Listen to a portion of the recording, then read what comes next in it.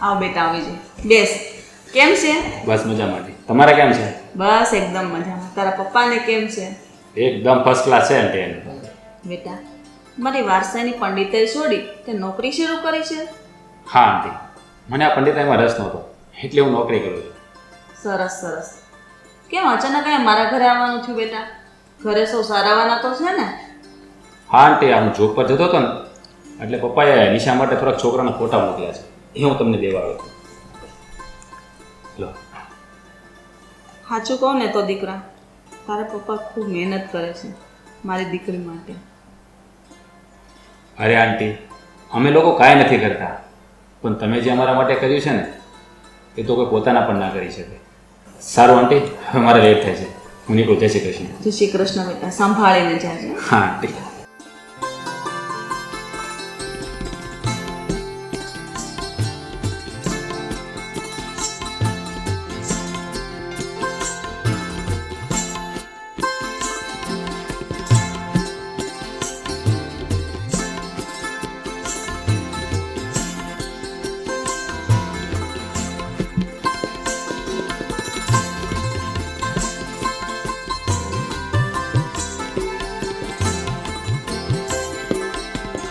શું કરે છે બેટા? અરે મમ્મી કઈ નહીં, આ તો ઓફિસનું કામ કરતી હતી. આ જો લે, ફોટામાં તને કોઈ છોકરો પસંદ આવે તો જો. મમ્મી મેં તમને કેટલી વાર કહ્યું કે મારે લગ્ન નથી કરવા. બેટા લગ્ન તો કરવા જ પડે ને. મમ્મી હું જતી રહીશ ને તો તમે એકલા પડી જશો અને મારે તમારી સાથે રહેવું છે. સારું બેટા, કઈ નહીં, અત્યારે સૂઈ જા, બાકીનું કામ સવારે કરી લેજે. સારું. સૂઈ જા.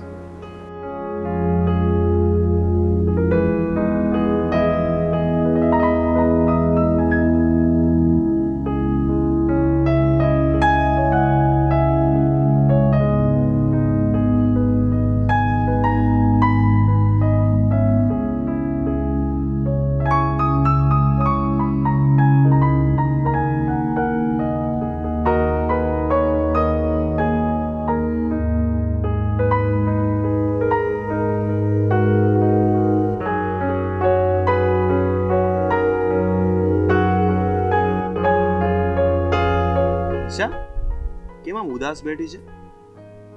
તો શું કરું યાર, જો ને મમ્મી પણ. હા શું થયું, બોલ તો ખરી.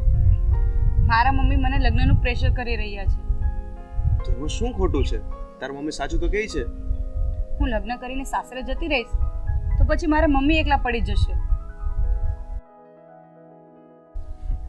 સારું કહેવાય, તારી લગ્નની ચિંતા કરવાવાળું કોઈ તો છે.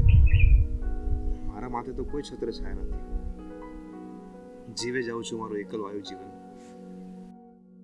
તારા મમ્મી ને પપ્પા? હું તો અનાથ છું. અનાથ આશ્રમમાં જ ઉછરીને મોટો થયો છું અને મારી મહેનત અને આવડતથી ગ્રેજ્યુએટ થયો છું. હાલ એક નોકરી કરીને મારું એકલવાયું જીવન જીવી રહ્યો છું. સોરી રાજ, મને આ વાતની ખબર નહોતી. It's okay. સારું ચલ, બાય. બાય. પછી મળીએ.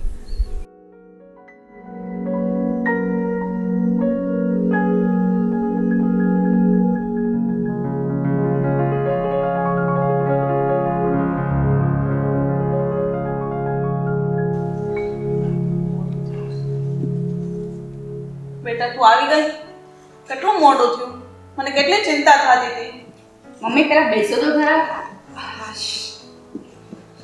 અરે ઓફિસમાં થોડું વધારે કામ હતું એટલે એક્સ્ટ્રા ટાઈમ ભરવો પડે. દીકરી હવે તો ઉંમર લાયક થઈ ગઈ છે. તને તો ખબર છે ને અત્યારે કેવા લૂંટફાટના ને બળાત્કારના કિસ્સાઓ થાય છે, એટલે મને તારી ચિંતા થાય છે કે કદાચ તારી સાથે. મમ્મી તમે ચિંતા ના કરો, આ તમારી દીકરી સિંહણ છે, સિંહણ. હું બધાની સામે થઈ જઈશ. હું મારું રક્ષણ જાતે કરી શકું છું. હા બેટા, તારી વાત સાચી છે, પણ તું સમયસર લગ્ન કરી લે ને એટલે મારી ચિંતા ઓછી થઈ જાય. નકર આપણા સમાજમાં થૂથું થશે અને લોકો એમ વાતો કરે કે ફલાણાની દીકરી હજી ઘરમાં કુંવારી બેઠી છે. મમ્મી મેં તને કેટલી વાર કહ્યું કે મારે લગ્ન નથી કરવા.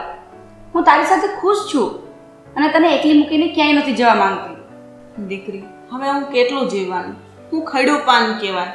ને તને સારા સંસ્કારી છોકરા સાથે પરણાવી દઉં ને એટલે મારા મનનો ભાર હળવો થઈ જાય. મમ્મી, હું આ ટોપિક પર બીજી વાર વાત કરવા નથી માંગતી, પ્લીઝ. અને હું તને એકલી મૂકીને ક્યાંય નહીં જાઉં, એ વાત યાદ રાખજે. પણ બેટા,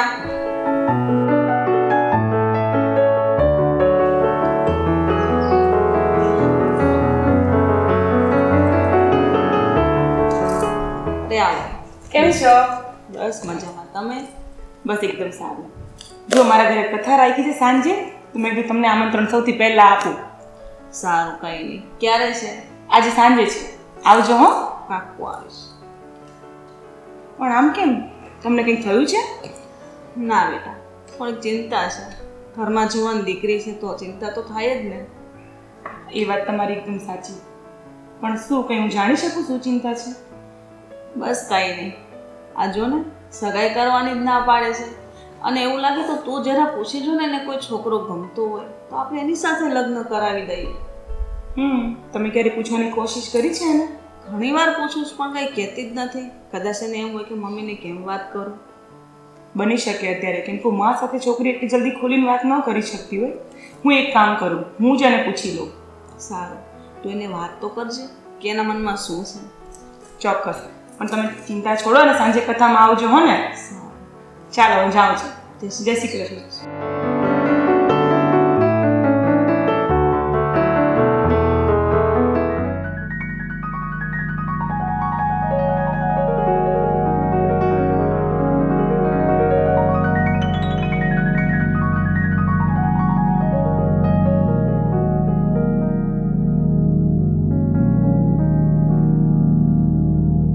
અરે નિશા, કેમ આમ ચાલીને જાય છે?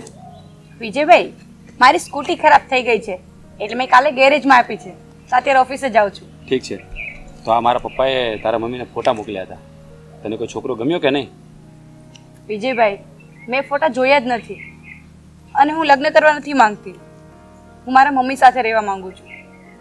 અરે નિશા, તું આવું કરીને એ લોકોનું દિલ દુભાવીશ. જ્યારે તને એ લોકો લાવ્યા ને ત્યારે તારા પપ્પાએ મારા પપ્પાને કહેલું કે પંડિતજી, અત્યારથી જ મારી દીકરી માટે સારો મુહૂર્ત ગોતવાનું ચાલુ કરી દો એટલે મને કન્યાદાનનો અવસર મળે. વિજયભાઈ, લાવ્યા એટલે એનો મતલબ શું? એટલે તને કંઈ ખબર જ નથી? શું પણ?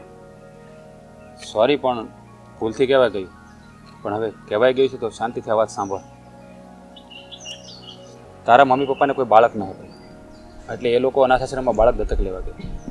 આમ સામાન્ય રીતે કોઈ પણ દંપતી છોકરાને દત્તક લેતા હોય છે, પણ તારા મમ્મી પપ્પાએ એવું વિચાર્યું કે જો જીવનની અંદર કન્યાદાનનો અવસર ન મળે ને તો જીવન વ્યર્થ કહેવાય. એટલે એણે દીકરી દત્તક લેવાનું પસંદ કર્યું. પણ તમને આ બધી વાતની કેવી રીતે ખબર? જ્યારે હું તારા ઘરે ફોટા દેવા આવ્યો ને ત્યારે જ મારા પપ્પાએ મને આ બધી હકીકતની વાત કરી હતી. તો શું હું દત્તક લીધેલી છોકરી છું? મને તો એ લોકોએ જરા અણસર પણ નથી આવવા દીધી. નિશા, બની શકે ને તું તારા પાલક માતા પિતાને કન્યાદાનનો અવસર જરૂર આપજે. સારું, ચાલ હું નીકળું છું. બાય.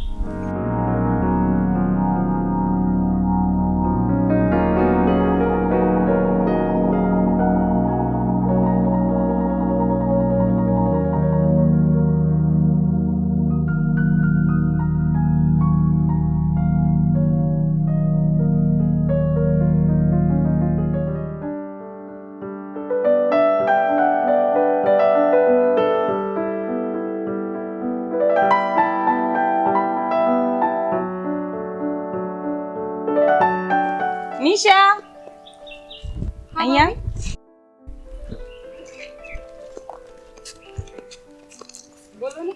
નિશા, ક્યાં જાય છે તું? કઈ નહીં ભાભી, ઓફિસે જાઉં છું. નિશા, મારે તને એક વાત પૂછવી છે. હા બોલો ને.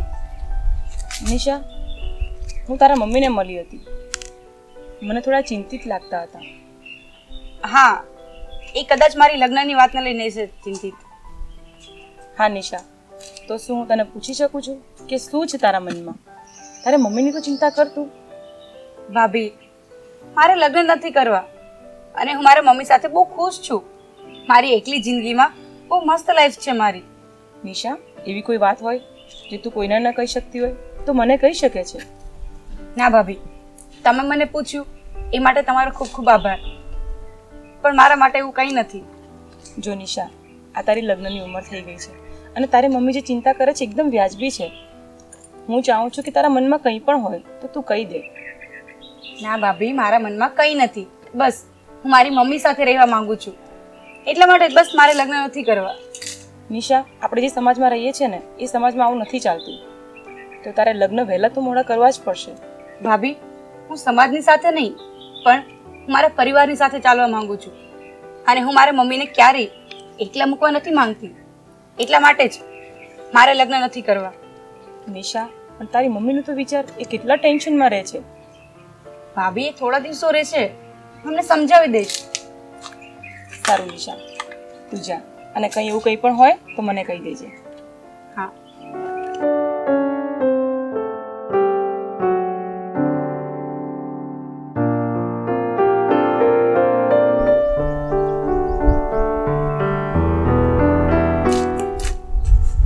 નિશા, એવું તો શું કામ હતું કે અર્જન્ટલી મને અહીંયા બોલાવ્યો?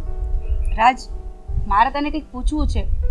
હા નિશા, પૂછને, શું વાત છે? આપણે ઘણા સમયથી એકબીજાને પસંદ કરીએ છીએ, તો તને એવું નથી લાગતું કે આપણે લગ્ન કરી લેવા જોઈએ? હા નિશા, આ વાત તો હું પણ તને કહેવા માંગતો હતો કે હું તને બહુ જ પ્રેમ કરું છું અને હવે આપણે લગ્ન કરી લેવા જોઈએ. પણ નિશા, તારી આ લગ્ન ન કરવાની જીદને કારણે હું તને પૂછી ન શક્યો. પણ તે આજે આમ અચાનક આમ વાત કરી તો મને બહુ જ ખુશી થાય છે. આમ પણ હું પણ મા બાપ વગરનો રહ્યો તો લગ્ન પછી મને પણ મા બાપની છત્ર છાયા જરૂર મળી જશે.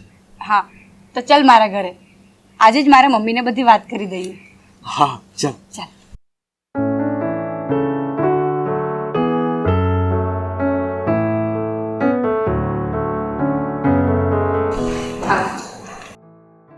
બેટા આવી ગઈ? હા મમ્મી. આવ બેટા. મમ્મી, મારે તમને એક વાત પૂછવી છે. બોલ લે બેટા. મમ્મી, આ રાજ છે અને અમે બંને સાથે ઓફિસમાં કામ કરીએ છીએ. એ પણ મા બાપની છત્રછાયા ઝંખે છે. તો મમ્મી, તમે મારું કન્યાદાન રાજના હાથમાં કરશો? શું વાત કરે છે નિશા? તારી પસંદ રાજ છે? જરૂર, કેમ નહીં.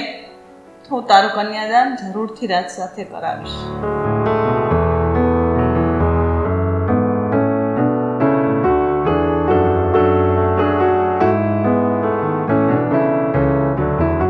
દીકરી, તે મારી કન્યાદાન આપવાની અભિલાષા પૂર્ણ કરી.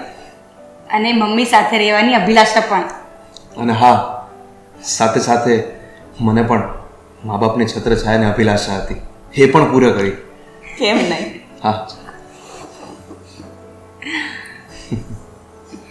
બસ હસતા રહો, ખુશ રહો.